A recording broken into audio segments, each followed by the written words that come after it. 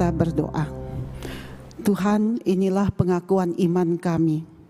Sekalipun keadaan berubah, sekalipun masa depan tidak menentu, tapi hati kami tetap percaya dan melekat kepada Tuhan, sehingga iman kami kepada Tuhan tidak bergoncang dan bergoyang. Tuhan, biarlah Tuhan terus memberikan kepada kami kekuatan untuk tetap setia kepada Tuhan dalam keadaan apapun juga.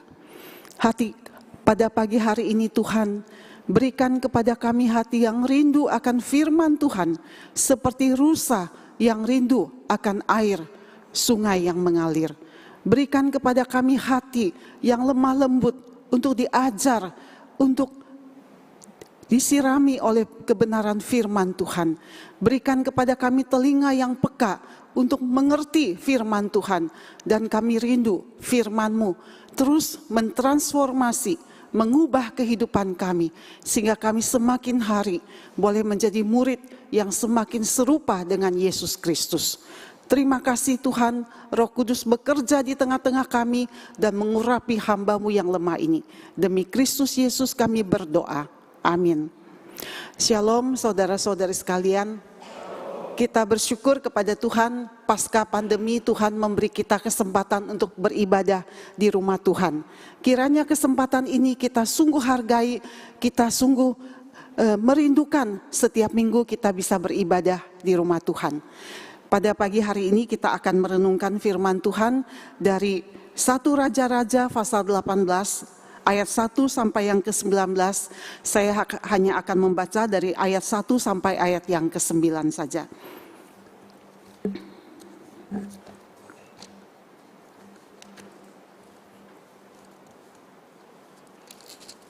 Saya akan membaca Alkitab terjemahan baru TB yang kedua yang sedikit berbeda dengan yang ada di layar ini ya. Obadja, pegawai Ahab, bertemu dengan Elia. Lama sesudah itu datanglah firman Tuhan kepada Elia dalam tahun yang ketiga. Pergilah, perlihatkanlah dirimu kepada Ahab, sebab aku hendak memberi hujan ke atas muka bumi. Lalu Elia pergi memperlihatkan diri kepada Ahab, adapun kelaparan itu juga dahsyat di Samaria. Ahab memanggil Obadja yang menjadi kepala istana. Obadja itu seorang yang sungguh-sungguh takut akan Tuhan. Pada waktu Isabel membantai nabi-nabi Tuhan, Obadja mengambil 100 orang nabi, lalu menyembunyikan mereka dalam gua, 50 orang satu kelompok, serta menyediakan makanan dan minuman mereka. Kata Ahab kepada Obadja, jelajahilah negeri ini hingga ke semua mata air dan sungai. Barangkali kita menemukan rumput sehingga kita dapat menyelamatkan kuda dan bagal dan tidak perlu memotong seekor hewan pun. Lalu mereka membagi tanah itu di antara mereka untuk dijelajahi. Ahab pergi ke seorang diri ke arah yang satu dan Obadja pergi ke arah yang lain. Ketika Obadja dalam perjalanan ia bertemu dengan Elia, ia mengenali dia, lalu sujud serta bertanya, engkaukah ini tuanku Elia? Jawab Elia kepadanya, benar, pergilah, katakan kepada tuanmu Elia, ada di sini. Tetapi jawab Obadja, apakah dosa yang telah kuperbuat sehingga engkau hendak menyerahkan hambamu ini kepada Ahab untuk dibunuh? Sampai di sini pembacaan firman Tuhan. Ayat yang selanjutnya nanti kita akan simak bersama ya, saudara-saudara sekalian. Kita tentu mengenal beberapa pemimpin dunia yang sangat kejam dan bengis, seperti Idi Amin dari Uganda, Shah Iran, kemudian Stalin, Rusia, dan masih banyak lagi pemimpin-pemimpin dunia yang sangat kejam dan bengis. Rakyat di bawah kepemimpinan mereka tentu sangat menderita. Demikian juga saudara-saudara sekalian, keadaan bangsa Israel pada zaman Ahab. Ahab adalah seorang raja yang sangat jahat, memerintah selama 22 tahun di kerajaan utara. Dan Ahab menjadi lebih jahat lagi ketika dia menikah dengan Ratu Isabel. Alkitab mencatat Ahab melakukan apa yang jahat di mata Tuhan lebih daripada semua orang atau semua raja sebelumnya. Jadi kalau raja-raja sebelumnya itu sudah cukup jahat, Ahab itu lebih jahat, memecahkan rekor kejahatan dibandingkan dengan raja-raja sebelumnya. kita tidak bisa membayangkan betapa jahatnya Raja Ahab ini. Tetapi saudara-saudara sekalian, yang satu hal yang mengherankan kita, Ahab yang jahat ini bisa memilih seorang kepala istana yang takut akan Tuhan, yaitu Obadja. Walaupun dia seorang yang sangat jahat, ia jeli dan bijak memilih orang kepercayaannya, yaitu dengan satu kualifikasi utama, takut akan Tuhan. Karena Ahab tahu seorang yang takut akan Tuhan itu pasti adalah seorang yang menjalankan tugasnya dengan baik dan bisa dipercaya. Tentu Obadja bukan hanya bermodalkan takut akan Tuhan, tetapi dia seorang yang cekatan, terampil, dan setia, komprehensif di dalam pekerjaannya. Saudara-saudara sekalian, Obadja ini berbeda dengan Nabi Obadja, penulis surat atau penulis kitab Obadja. Obadja artinya adalah hamba Allah. Sesuai dengan namanya, Obadja adalah seorang hamba Tuhan yang hidupnya bersinar terang bagi Tuhan di tengah-tengah bangsa yang hidup di dalam kegelapan. Karena orang Israel pada masa Ahab memerintah sebelumnya sudah 60 tahun mereka menyembah berhala dan meninggalkan Tuhan. Itulah sebabnya atas perintah Tuhan, Elia berdoa supaya tidak turun hujan. Dan 3 tahun 6 bulan hujan tidak turun di Samaria. Saudara-saudara sekalian, saya ingat pada waktu saya melayani di kota Jambi, maka hampir setiap tahun itu terjadi kebakaran hutan. Pada bulan Oktober, September seperti demikian, kemudian Oktober itu yang hebat-hebatnya, itu terjadi kebakaran hutan. Karena para pengusaha kalau mereka mau memakai cara yang wajar untuk membersihkan hutan itu untuk perkebunan baru, mereka harus mengeluarkan biaya yang sangat besar. Tetapi hanya dengan sebuah korek api mereka bisa membersihkan hutan. Itu namanya land cleaning, ya. Jadi setiap bulan-bulan seperti demikian, asap beracun itu ada di Sumatera sampai diekspor ke luar negeri. Dan kami di Jambi itu sebelum masa Covid sudah terbiasa memakai masker. Tetapi bersyukur kepada Tuhan pada zaman Presiden Jokowi sangat ketat sekali sehingga hampir-hampir tidak terjadi lagi ya kebakaran hutan seperti demikian. Nah, saudara-saudara sekalian, saya masih ingat ada satu kali hujan itu tidak turun hampir sebulan. Jadi kita di gereja dalam kebaktian doa, juga di rumah masing-masing berdoa Tuhan tolong kirimkan hujan supaya cuaca bersih dan juga polusi udara ini bisa semakin dihindari. Karena sudah terjadi infeksi saluran pernafasan anak-anak dan sebagainya, keadaan itu sangat tidak baik. Saudara, Tuhan mendengar doa. Akhirnya turun hujan lebat. Hari itu betapa sukacitanya kita karena Tuhan mendengar doa kita. Saya pada saat itu seumur-umur hidup saya baru sungguh-sungguh menyadari bahwa hujan itu adalah berkat yang Tuhan curahkan kepada kita yang patut kita syukuri. Saat ini kita sedang menanti hujan ya saudara-saudara, karena polusi Jakarta dan Indonesia juga luar biasa. Kita berdoa supaya Tuhan juga mencurahkan hujan kepada Indonesia. Kita tidak bisa membayangkan penderitaan orang Israel. 1 bulan saja tidak hujan, kita sudah merasa sangat gerah. Apalagi orang Israel pada waktu itu mengalami kekeringan dan kelaparan selama 3 tahun dan 6 bulan. Ketika Daud mengalami 3 tahun masa kelaparan, dia merendahkan diri, berdoa. Menanyakan petunjuk Tuhan. Tuhan, apa pesan Tuhan di balik bencana ini? Tetapi kita melihat di dalam 1 Raja-Raja pasal 18 ayat yang kelima, Ahab tidak berbuat seperti demikian. Ahab sibuk dengan mencari rumput buat kuda dan bagalnya. Dia menyuruh kepada Obadja untuk mencari di tempat lain dan dia mencari di tempat yang lain. Ahab tidak berbuat seperti yang dilakukan oleh Daud. Hatinya sudah begitu jauh dari Tuhan.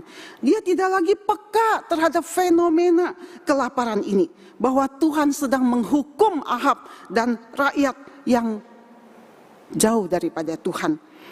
Tetapi Ahab sibuk mencari makanan buat kuda dan bagalnya. Kenapa dia tidak sibuk mencari makanan untuk rakyat yang kelaparan dan sudah hampir mati?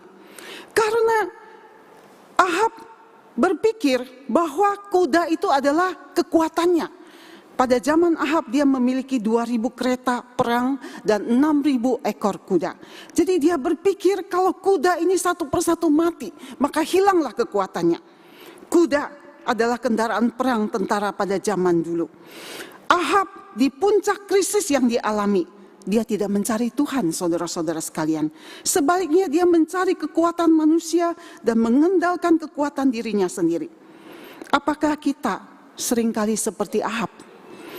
Ketika krisis datang menimpa kita, keluarga kita, pribadi kita, apakah kita seperti Ahab, saudara-saudara sekalian? Kita mencari kekuatan manusia, kita bukan mencari kekuatan dan pertolongan Tuhan. Dan kita tidak peka terhadap pesan Tuhan bahwa bencana ini Tuhan izinkan, mungkin Tuhan ingin berbicara sesuatu kepada saudara dan saya. Saudara-saudari sekalian, di masa yang sangat-sangat gelap ini, Obadja adalah anugerah Tuhan bagi bangsa Israel. Dia bisa mempertahankan imannya dan menjalankan kehidupan yang baik. Ada beberapa hal yang kita belajar dari Obadja. Yang pertama, dia memiliki hati yang takut akan Tuhan. Tentu tidak mudah bagi seorang Obadja menjadi kepala istana pada masa pemerintahan Ahab. Jalan yang paling gampang, jalan pintas adalah dia berkompromi dengan Raja Ahab. Tetapi itu bukan jalan yang diambil oleh Obadja. Dia tidak sepenuh hati, maksudnya dia tidak semuanya mengikuti apa yang dikatakan oleh Ahab. Rasa hormat dan takut kepada Tuhan menjadi prinsip dan dasar pegangan ia menjalankan tugasnya. Rasa takut dan hormat kepada Tuhan menjadi prinsip dan dasar pegangan Obadja menjalankan tugasnya. Saudara-saudari sekalian, sebagai anak-anak Tuhan, kita seringkali di marketplace kita seringkali diperhadapkan dengan pergumulan dan dilema seperti demikian. Kita seringkali harus bergumul karena tuntutan pekerjaan itu menuntut kita melakukan sesuatu yang bertentangan dengan hati nurani kita. Apalagi pada zaman ini sangat tidak mudah mencari sebuah pekerjaan. Satu pergumulan batin yang tidak mudah bagi kita sekalian. Khususnya ketika kita bekerja di perusahaan yang sangat tidak mementingkan, mengedepankan nilai-nilai religius. Saudara-saudari sekalian, tetapi ada satu prinsip yang kita pegang. Tuhan menghormati dan memberkati orang yang menghargai dan menghormati Tuhan. Saya ulangi, Tuhan menghormati dan memberkati anak-anak Tuhan yang menghormati dan menghargai Tuhan. Ketika kita tidak berkompromi dengan dosa, maka kita akan melihat karya Tuhan di dalam kehidupan kita. Amsal mengatakan takut akan Tuhan bukan hanya dipraktekkan di rumah Tuhan, tetapi juga di pasar, di marketplace kita. Neraca serong adalah kekejian bagi Tuhan, tetapi ia berkenan akan timbangan yang tepat. Di dalam 1 Raja-Raja pasal 18 ayat yang ketiga dikatakan, Obadja seorang yang sungguh-sungguh takut akan Tuhan. Seumur hidup dia takut Tuhan. Dia mengatakan kepada Ahab, dia mengatakan kepada Elia, dari kecil hambamu ini takut akan Tuhan. Berarti dari kecil sampai besar dia takut kepada Tuhan. Banyak anak-anak sekolah minggu sampai remaja, mereka mengikuti orang tua ke gereja, sampai pemuda masih ke gereja. Tetapi ketika mereka sudah dewasa, satu persatu mereka meninggalkan Tuhan. Saudara-saudari sekalian, kita perlu berdoa, bergumul untuk anak-anak kita. Karena tidak mudah di zaman ini mereka boleh mempertahankan iman mereka. Ada seorang rekan hamba Tuhan sharing kepada kami. Dia satu hari 3 kali berdoa untuk anaknya. Pada waktu makan pagi, dia doanya agak panjang. Makan siang doanya akan agak panjang. Sebelum tidur malam dia juga doanya agak panjang untuk khusus berdoa untuk anak-anaknya. 1 hari 3 kali mendoakan anak-anaknya. Tuhan menolong sehingga anak-anaknya bisa hidup di dalam jalurnya Tuhan. Saudara-saudari sekalian, kita perlu terus-menerus mendoakan anak-anak kita. Karena kita tidak tahu tantangan apa yang akan dia hadapi pada hari itu. Saudara, Amsal pasal yang pertama ayat yang ke-7 mengatakan takut akan Tuhan adalah permulaan pengetahuan. Takut akan Tuhan adalah permulaan pengetahuan. Inilah janji Tuhan yang nyata di dalam diri Obadja. Seorang kepala istana menghadapi tantangan yang sangat besar dan tanggung jawab yang besar melayani seorang raja yang super jahat seperti Ahab. Bagaimana dia bisa bertahan? Bagaimana dia bisa bekerja? Dia membutuhkan hikmat yang ekstra dari Tuhan. Dan Tuhan selalu memberikan dia hikmat, way out, cara jalan keluar, berhadapan dengan Ahab yang jahat ini. Dan pekerjaannya diberkati oleh Tuhan. Seorang ibu menasehati anaknya yang akan melanjutkan studi ke Amerika. Nak, nanti kamu sampai di Amerika tidak lagi ada mata papa dan mama yang terus mengawasi kamu. Sebuah negara yang bebas, tidak ada seorang pun yang mengenal kamu. Tetapi ingatlah nak, mata Tuhan siang dan malam, pagi dan petang selalu mengawasi engkau. Kamu harus berhati-hati dengan setiap perbuatanmu. Karena mata Tuhan siang dan malam, pagi dan petang mengawasi kamu. Saudara, takut akan Tuhan itu sifatnya progresif. Semakin dalam kita mengenal Tuhan, hati yang hormat dan takut kepada Tuhan itu akan semakin bertumbuh. Takut kepada Tuhan sifatnya bukan statis dan stagnan. Tetapi takut akan Tuhan sifatnya progresif. Makin hari makin takut, makin hari makin hormat, makin hari makin peka terhadap dosa, makin rindu untuk hidup suci. Sifatnya progresif, seiring dengan pertumbuhan iman kerohanian kita. Sekitar mungkin 10 tahun yang lalu, saya mengenal seorang yang cukup dekat dengan saya. Seorang famili saya. Dia seorang aktivis gereja, aktif melayani Tuhan. Pada suatu hari saya mendengar dia jatuh ke dalam dosa, terperosok ke dalam dosa yang tidak pernah terpikirkan. Saya terus berpikir, saya terus merenung, kok bisa ya? Kok bisa? Dia aktif di gereja, dia melayani tanpa satu hati yang menghakimi, tapi sedih melihat fenomena ini. Tetapi akhirnya saya pada satu kesimpulan, saudara-saudara sekalian, dosa itu memang tidak masuk akal. Dosa memang tidak masuk akal. Kalau secara akal, logika kita, seorang yang melayani di rumah Tuhan, tidak mungkin dia berbuat dosa. Maksudnya berbuat dosa yang begitu terperosok dalam. Tetapi akhirnya saya sampai kepada kesimpulan dalam perenungan saya itu, memang ya betul, dosa itu tidak masuk akal. Tidak ada seorang pun imun terhadap dosa. Karena iblis itu mengaum-ngaum seperti singa yang siap untuk menerkam kita. Tanpa kita berawas-awas dan berjaga-jaga, iblis itu siap menerkam kita. Tetapi kemudian saya sampai kepada satu perenungan. Kalau seseorang itu hidupnya takut Tuhan, kalau dia sungguh-sungguh takut Tuhan, dia menghormati, dia menghargai kesucian Tuhan, saya rasa dia tidak mungkin terperosok dalam dosa yang begitu dalam. Kalau dia berdosa satu kali, dia langsung ngeh, dia langsung sadar, dia langsung takut, gentar, dia cepat-cepat bertobat. Saya rasa saudara setuju dengan apa yang saya renungkan ini. Hati yang takut akan Tuhan membuat seseorang itu peka terhadap dosa. Dia tidak membiarkan dirinya itu terperosok di dalam dosa yang lebih dalam. Dia akan cepat-cepat bangkit. Saudara, takut kepada Tuhan adalah filter yang terbaik yang menjaga kita terperosok jatuh ke dalam jurang dosa. Seorang kalau dia sampai berani berbuat dosa yang begitu dalam, saya simpulkan dalam hatinya tidak ada takut akan Tuhan, tidak menghargai kesucian dan kekudusan Tuhan. Mohon Tuhan menolong, berbelas kasihan kepada kita. Hati yang takut kepada Tuhan terus bertumbuh seiring dengan pertumbuhan iman kerohanian kita.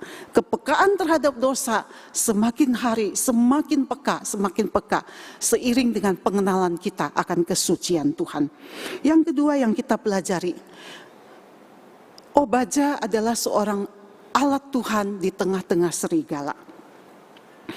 Sampai pada zaman Raja Ahab, seperti yang tadi saya katakan, orang Israel sudah jatuh dalam penyembahan berhala itu 60 tahun lamanya.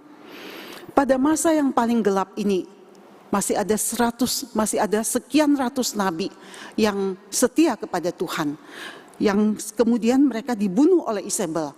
Dan ada 100 nabi yang melayani Tuhan, berarti masih ada 100 nabi yang melayani Tuhan, berarti Tuhan masih berbicara kepada anak-anaknya, kepada orang Israel. Dan pada saat itu Obadja menyembunyikan 100 nabi secara diam-diam.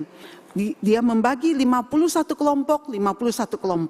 Kita bisa menghitung ya, kira-kira kalau satu hari aja biaya seorang nabi itu minimal lah 50.000. Maka satu tahun Obadja, satu bulan dia harus mengeluarkan biaya 150 juta untuk biaya makan dan minum nabi-nabi ini.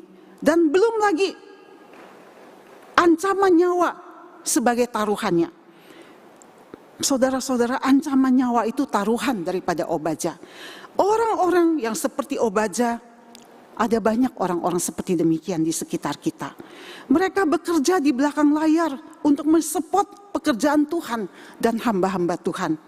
Hari ini kalau ada satu pekerjaan Tuhan, satu gereja maju berkembang, STT maju dan berkembang, yayasan maju dan berkembang, sekolah Kristen maju dan berkembang.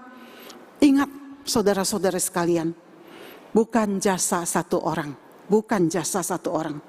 Karena di belakang layar ada begitu banyak orang sedang mensupport, mengambil bagian di dalam pelayanan itu. Kekuatan satu orang itu terbatas, saudara-saudara sekalian. Sangat terbatas. Dia butuh satu kumpulan, satu grup orang yang mensupport, mendukung dia.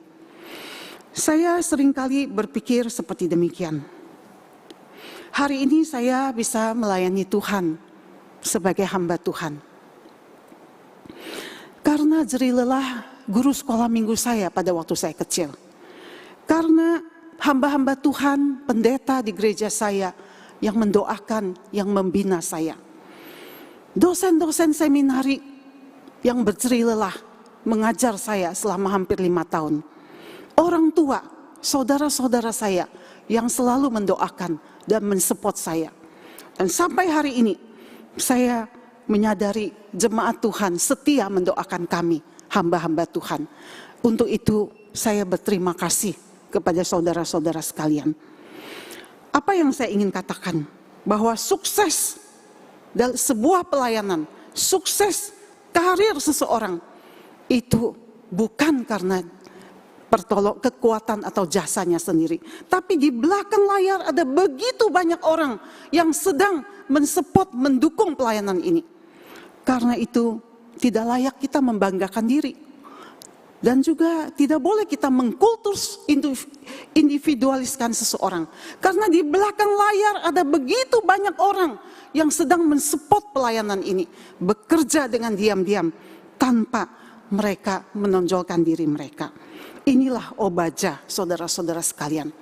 Bekerja menjadi alat Tuhan di tengah-tengah serigala. Yang ketiga dan yang terakhir, Obadja akhirnya terlena di dalam zona nyaman. Di dalam pasal yang ke-18 ini, kita melihat Raja Ahab ini dia sangat marah kepada Elia dan ingin membunuh Elia. Karena dia berpikir, gara-gara si Elia ini berdoa supaya tidak turun hujan, maka 3 tahun lamanya orang Israel menderita, sehingga mereka kelaparan dan sebagainya. Bahkan tahta Ahab pun terancam karena dia tidak sanggup menyelesaikan masalah ini. Karena itu Ahab menugaskan Obadja untuk menangkap Elia.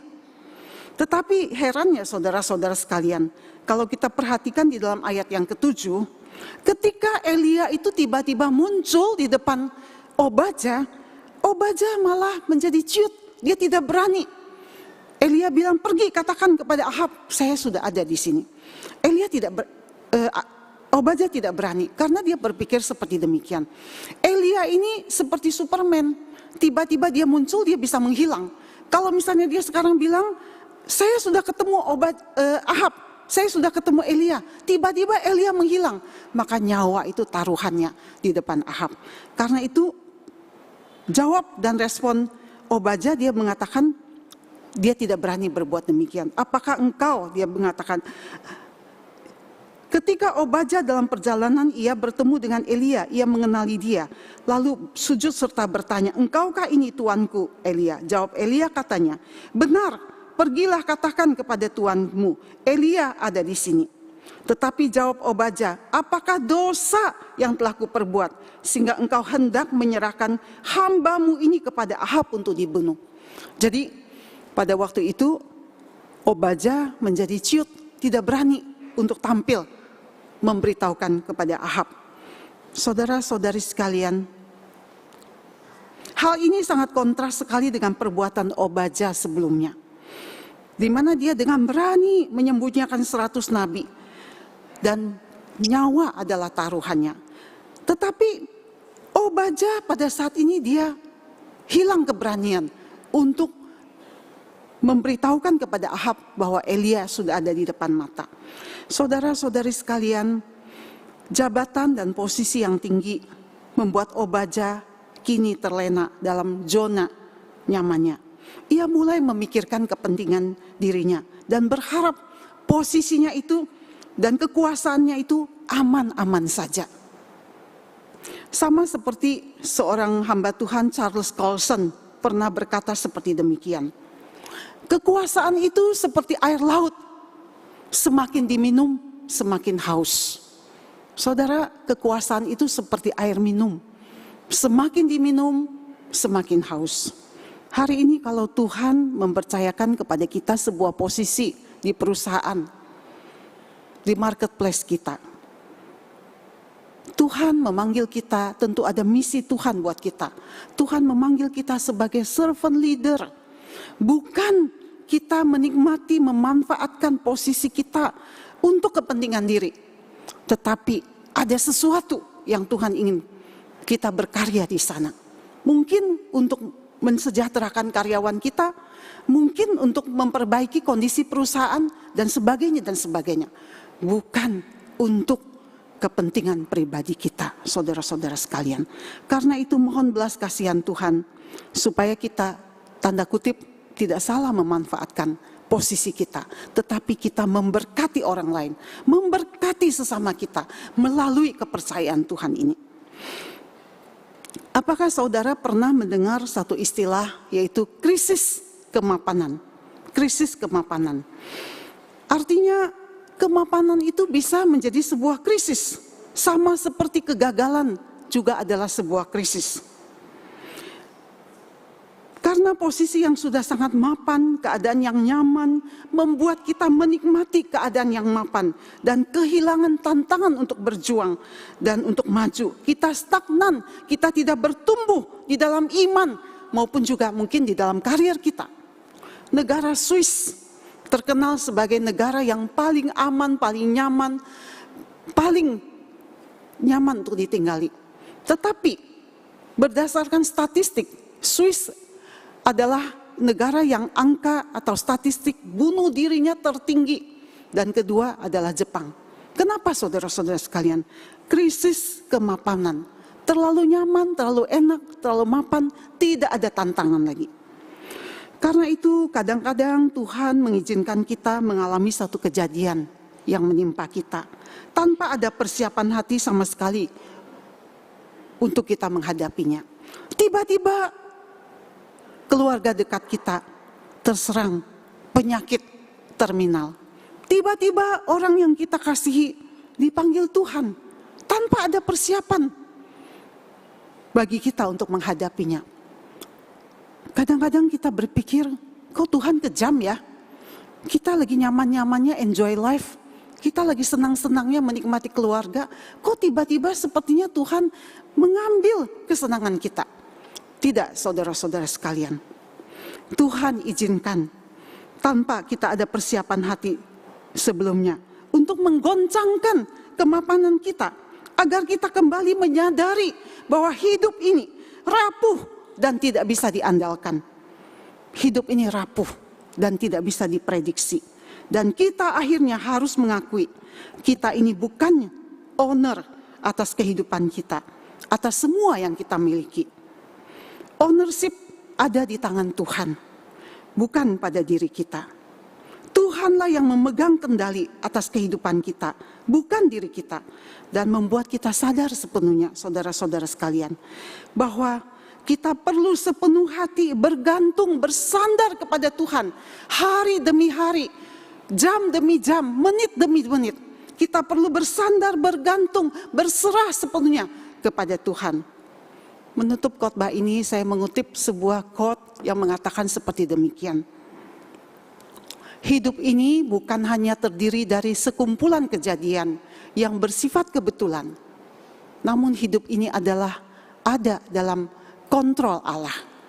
Kita memang tidak berkuasa mengendalikan pelbagai situasi yang terjadi dalam kehidupan. Namun kita bisa mengendalikan tindakan kita. Kita tidak berkuasa menghadapi berbagai macam hal yang menimpa kehidupan kita. Tapi satu hal yang kita bisa kontrol, bagaimana sikap, bagaimana tindakan kita menghadapi itu. Dengan penuh ketenangan, dengan penuh iman, percaya bahwa semuanya ada di dalam kontrol Tuhan dan Tuhan akan menyelesaikan bagi kita. Mari kita berdoa.